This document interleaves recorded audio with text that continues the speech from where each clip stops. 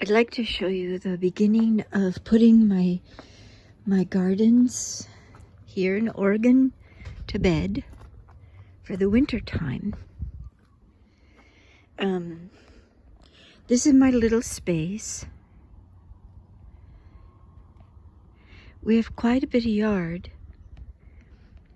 in our new little home. This is portioned off in an L shape because up until just a few weeks ago, this large oak that we have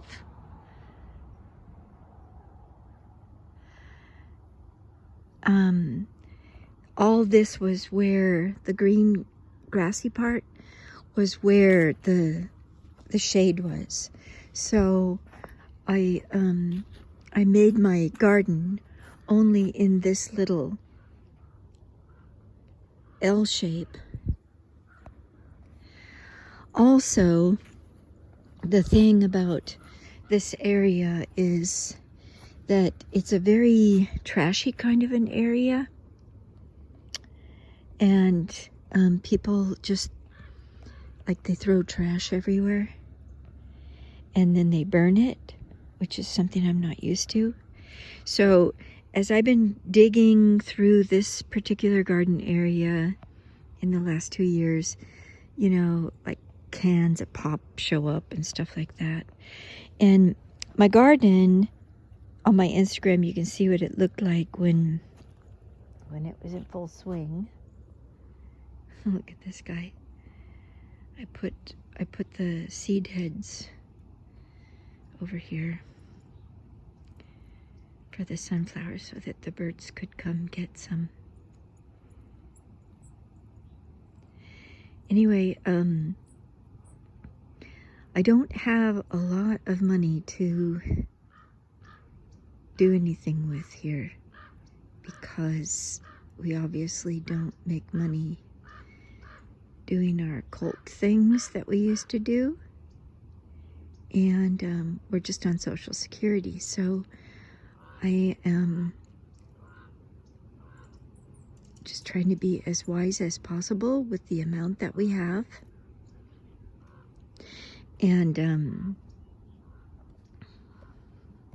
so leaves is one of my sources of building up the soil. You can see that this was a row here of parsley, and then my scallion onions. This was peas. I had tomatoes along the fence line, and there was lettuce over here, more tomatoes, arugula, and some squashes over there. And this was like herbs like the dill, and here's more little scallions coming up. Sage, scallions, because I saved all of the seeds. I did a lot of seed saving. And these are leeks, which I can pick soon. And do you see how I put the cardboard down? The cardboard is down to keep the weeds down because this area had never been cultivated. It was actually the space of one of these little houses, these little 400 square foot houses that are on this street. That's our little 400 square foot house. We're blessed because we have this garage right here for our Volkswagen van. So during the winter time, I put the cardboard down. Like I have more over here.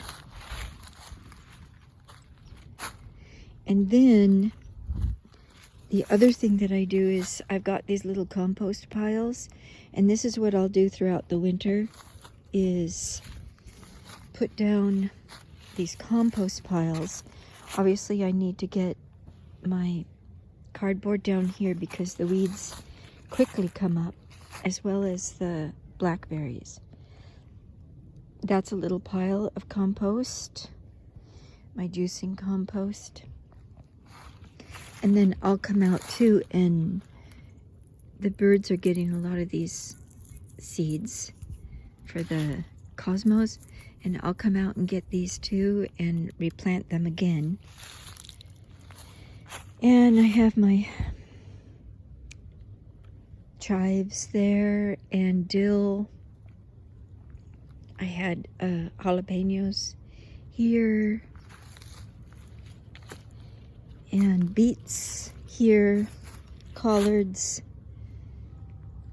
artichokes. I intersperse flowers. This area doesn't have a lot of people who take the time to do that, just because it's a pretty poor area. And then here's where a lot of these weeds are starting to come up again. I'm gonna have to lay down the cardboard here. My kales didn't do very well because the soil is so bad, probably even a little poisoned. I have all my herbs here, so I have some feverfew, some lemon balm, my motherwort, comfrey, there's oregano, there's more sage. I've got some lemongrass. That's what that big grass is right there. I had some chamomile in here. We'll see if it comes back and naturalizes next year.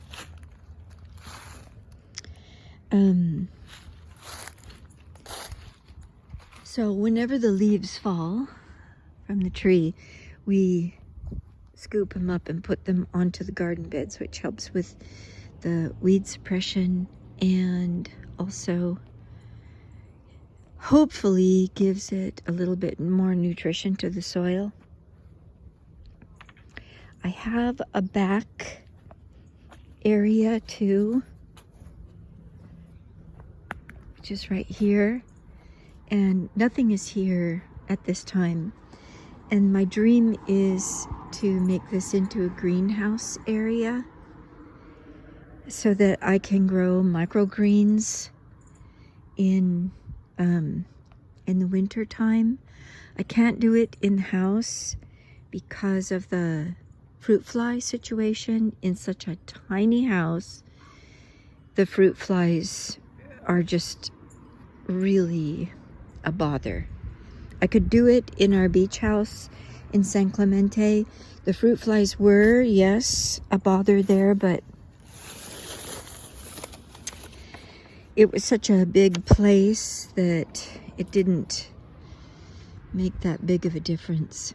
Also, you'll notice that we have like a little ramshackle fence, and it's sort of going down over there. And that's because I also have a problem with deer. So it's important that I grow a lot, because the deer will come in and eat a lot. They eat the tips off everything. Like you can see, that's what they've done on these collards. They eat the tips right off it. And so I have that new little piece of fence there that I'm going to try to fix that fence with. It really needs to be a high fence in order to keep the deer out. People here use electric fencing to keep the deer out, and they also make like 10-foot fencing. Then I have this area out here. Our little street is probably the poorest little street here in Myrtle Creek, so it's just really mud and gravel. But we're blessed because we live right at the corner, and we don't have to like go all the way down there. Some of my neighbors, they have such messy houses because the mud, it gets really muddy when it rains a lot, because it does in Oregon. And then it gets really super dusty when it's really hot. And then you see I have that I have the garage too, and our Volkswagen van is in there. But I can't put long-term food storage in there, and I can't grow microgreens in there because the weather shifts so much here. It gets super hot or super cold in there. But I have this little area out front that I have big plans for, but we have very little money to do anything with it, so it has to be done just like little bits at a time. Like all of these, this was nothing when we got here. It sort of looked like my neighbor's house across the little mud road. Except for at the time we moved here, it was all, there wasn't any green. So anyway, I have slowly begun to build up the soil in these garden beds, and then I was able to get discount hydrangeas the first year that we were here, and these hydrangeas have really been so sweet. And they just grow every year. They were just little tiny things when we first got them. And then I planted these 2 little boxwoods, and what I've been doing is I've been concentrating on flowers that are perennial so that they'll come back every year, and that way it's cheaper. And a lot of these are things that the deer won't eat, except for the roses, which they eat all the time. And